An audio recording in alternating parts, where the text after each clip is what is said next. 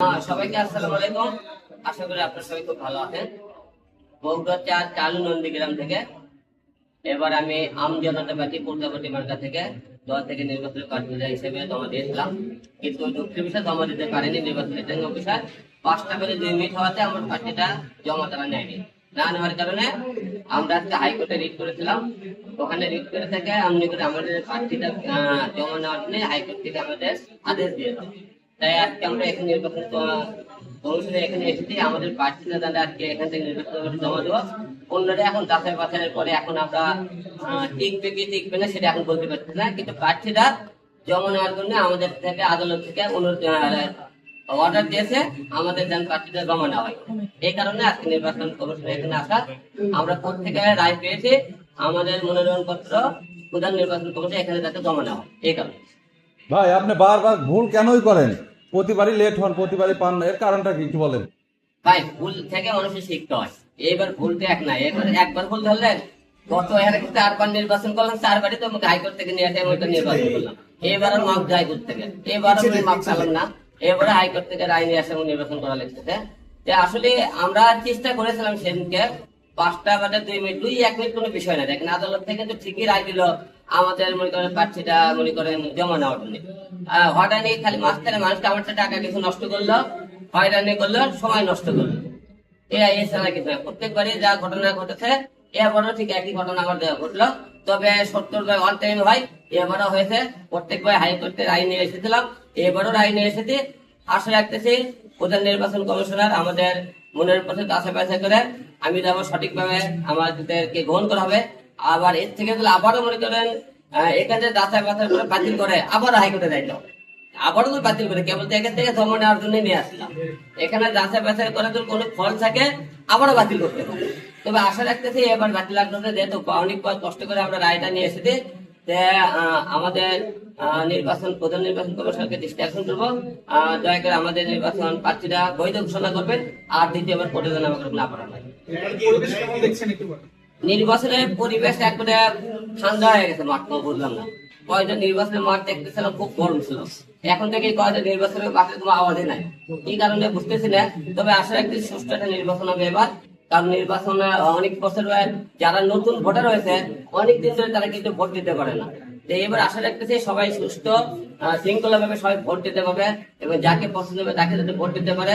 এবং সবচেয়ে ভোটে মনে করেন সহযোগিতা পুলিশ প্রশাসন এবং সবাইকে সবচেয়ে বেশি মনে করেন এখানে এই সহযোগিতা দেওয়া। কারণ যেখানে নির্বাচনে হট্টগোল হবে সেখানে যদি আইন শৃঙ্খলা বাহিনী কোন মামা খালো কোন নেতা এবং কোন দলের চিন্তা ভাবনা না করে, যারা সন্ত্রাসী বাহিনী হোক, যেখানে হামলা করা হোক সেখানে তাদের মুখে সুস্থ তদন্ত করে তাদেরকে বিচার করা হয়, তাহলে নির্বাচনের মাঠে আমি আশা করি সুষ্ঠু একটা নির্বাচন হবে।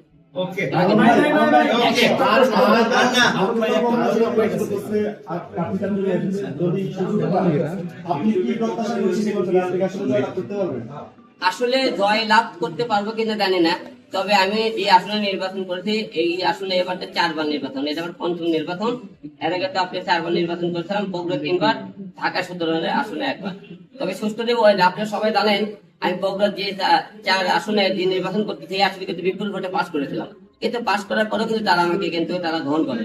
তো এইবারও পাস করবো কিনা জানি না, তবে চেষ্টা যেহেতু আসনে পাস করেছিলাম, জনগণের একটা আশা আছে যে হিরো আলম দিয়ে দেশের ক্ষতি না হলেও সে চোর হবে না, বাটপার হবে না, তাকে একবার সুযোগ দাও। আশা রাখতেছি এলাকার লোকজন আমাকে একবার সুযোগ দেবে। নির্বাচন নিয়ে কোনো নতুন গান আনবেন কিনা? আপনি তার আগে বলেছিলেন প্রতিবার নির্বাচন নিয়ে গান থাকে, নাটক থাকে, এবারও থাকতে পারে, সমস্যা নেই। সেহেতু আমার নাম যেহেতু মিডিয়া ব্যক্তি, প্রত্যেকবারে হিরো আলমের একটা গান থাকে, এবারও গান থাকতে পারে, সমস্যা নেই। আলম ভাই, আপনার আসন থেকে নির্বাচন করতে গিয়েও আপনি বারবার আমরা দেখেছি মার খেয়েছেন, এবার কতটুকু মানে আশাবাদী যে ওইখানে আপনি ক্লিয়ারলি নির্বাচন করতে পারবেন? আসলে রাজনীতির মাঠে মার হামলা মামলা এসব লাগিয়ে থাকে। এখন মনে করেন প্রত্যেকবার যেহেতু মার খেয়েছে, এবার মার খাইতেও পারি, সমস্যা নেই। মায়ের ফাঁদের করতে থাকতে ভয় করলে তো নির্বাচন করতে পারবেন না। তাই অবশ্যই নির্বাচনের মাঠে সাহসে এগিয়ে যেতে হবে, যাতে মারের জয়জল করি। তাহলে আমি যদি নিজেকে ভয় করি তাহলে জনগণের সেবা করবে কি আর। তাই আমাকে সাহস থেকে সামনে এগিয়ে যেতে হবে। তো অবশ্যই সুষ্ঠু একটা নির্বাচন আশা করতে দিই। মামলার ভয় করতেছে না, মারের ভয় করতেছে না। আপনার সবাই সহযোগিতা করবেন, জোর পেলে মৃত্যু হবে। মরলে বাঘের লাগার হয়ে মরবো, বিড়ালের লাগার হয়ে মরতে চাই না। আপনি গানম্যানের জন্য আবেদন করেছিলেন, ওটা কি পেয়েছেন বা ওটা নিয়ে কোনো বক্তব্য তো পরে দেননি কোনো মতো? প্রতিরক্ষার জন্য। গানম্যান কি করবে? নির্বাচনের প্রার্থীতে ফিরে পারলাম না, গানম্যান কি করবে? এবার ওনাকে প্রার্থীতে আপিল করে, এবার উনি করে রায় নিয়ে আসলাম। এখন মনে করেন নির্বাচন করতে পারবো নাকি তার কোনো সীমা নাই। গানম্যান দেখে হবে, যদি মনে করেন না ওরা কিনে তো চাবুক নিয়ে আগে নিয়ে চিন্তা ভাবনা করেন, তাহলে আগে ঘোড়াটা ভালো মতো রক্ষা করে তারপরে চাবুকের চিন্তা করা। মাঠ ঠান্ডা কেন এত? মাঠ ঠান্ডা কিছু আপনারাই ভালো জানেন, মাঠ কেন ঠান্ডা হয়ে গেল? শীত বেশি কারণে ঠান্ডা হয়ে গেল, নেতারা ঠান্ডা হয়ে গেল। তবে আসলে যে খুব কাজের মাঠ গরম হয়ে যাবে। আসলে তারেক ভাইয়ের আন্দোলনটা চলে এই কারণে, যেহেতু তারেক ভাইয়ের বাসা বগুড়া, আমার বাসাও বগুড়া, সেই হিসেবে যদি করেন সবথেকে অন্যায় করে কথা বলতে পছন্দ করে, সেই হিসেবে যে আমরা বগুড়াবাসী হিসেবে এলাকা হিসেবে ভাই সর্বশেষ প্রশ্ন, নির্বাচনে যদি জয়লাভ করেন আপনার আসনের লোকজনের জন্য কি করবেন? আসলে ভোটের আগে সব নেতারা বড় বড় কথা বলে আপনি ভোট করেন, যে ভোটের পরে আপনারা স্কুলের জন্য, গার্মেন্টস জন্য, ফ্যাক্টরির জন্য, ভোটের পরে কিন্তু কোনো নেতা কথা রাখতে পারে। তাই আগে বড় বড় কথা দিয়ে আমরা নির্বাচনে মাঠে থাকতে চাই না, যে ব্যক্তিগত ফলে পরে সেটা শব্দ আছে, নির্বাচনের মাঠে ভালো কিছু করতে পারি, জনগণ অবশ্যই আমাদের পাশে থাকবে। Thank you so much.